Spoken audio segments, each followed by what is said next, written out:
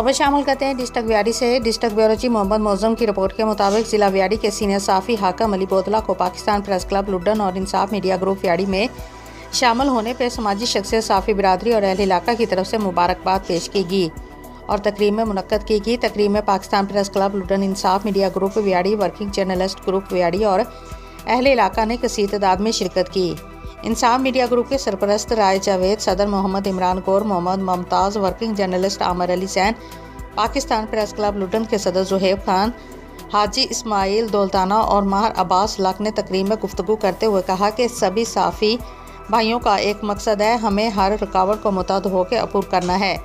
Craft अनासर हमारी team का हिस्सा नहीं है। सहाफ़त एक मुक़द्दस पेशा है जिसमें हमें हक़ और सच के लिए इस्तेमाल करना चाहिए। इस मौके पर राना सरदार, मोहम्मद मुदस्सर, मोहम्मद अरफान खान, मोहम्मद मौज़म, एडी फराज, समीउल्लाह, आमर रफ़ीक सुल्तानी, फ़रक शहजाद, मोहम्मद इसाक, अली हैदर भट्टी और दीगर हबाब मौजूद थे।